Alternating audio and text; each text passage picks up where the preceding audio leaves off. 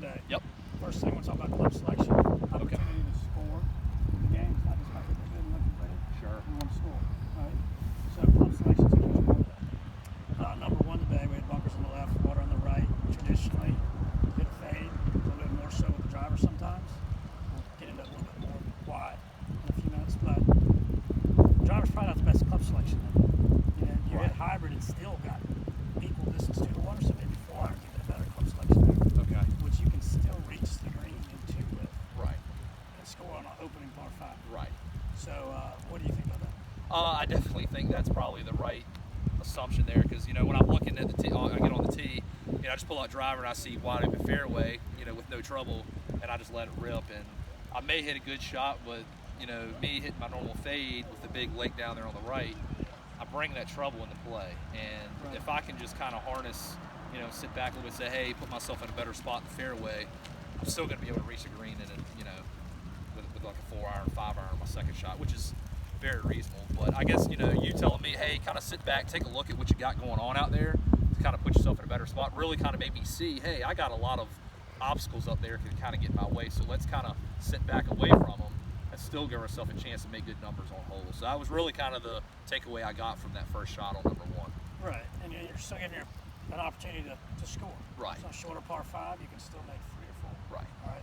All right. And if you do miss hit it, golf's about who misses it the best, right? So Sure. if you do miss hit it, there's less obstacles in those areas where that 4 iron will probably be miss hit. Oh, absolutely. Than there is with the driver. Right. On the golf course, we had a couple lies with the ball below our feet. You struggled a little bit with. Yes. It was relatively straight, but it was a little thin, spinny, and the short of the intended target area. Right. All right. So I want you to tell me back what we went over with the ball below your feet. So you told me I was kind of staying a little tall for the liking, and that was kind of helping me get a little peaky at the ball.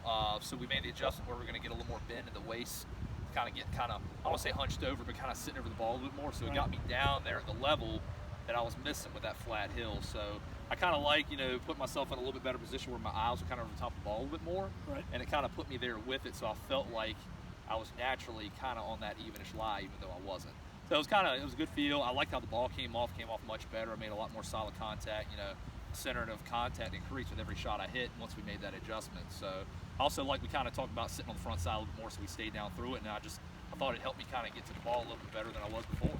All right. And what club selection there?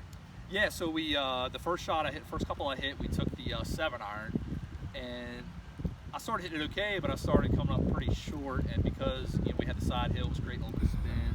I was losing a little distance, so you kind of encouraged me, hey, let's take that next club up, more of that 3/4 under control swing, and I definitely got the end result where the ball was closer proximity to the hole and not as short like it was before. So definitely taking the club up, it kind of got me down there, the ball looked better, and I also got the distance I wanted out of my shot. Right. And don't forget to practice. Sure, absolutely. Uphill, downhill, below Right. your feet, off to the side of the range. There's certain slopes that we use it on, so make Correct. sure you do practice those, because the golf course isn't flat all the way around. Right. All right, and then as we went out throughout the golf course, one of the issues with you fading the golf ball and sometimes hitting a little bit of a push block, Kind of a push, right. the feet do matter. Okay. There's arguments to, if you know where your feet are positioned and ball position is positioned, it does make a big difference. For example, if I have the ball back in my stance and I don't know it, for me, I'm going to tend to hang back. I hit my short arms up. Right. If I know I have it back in my stance and I'm trying to play an intended shot, maybe a little lower, knock down, punch for lack of a better term, I'm going to maintain the posture and hit the shot. Correct. So with you, we tend to stand a little bit open more and the left of your target. Okay.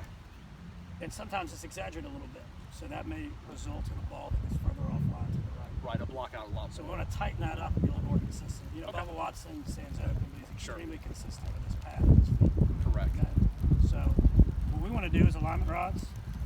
You'll see it when you're watching the Masters on the driving range. You're going to see alignment rods now with every single player out there, almost.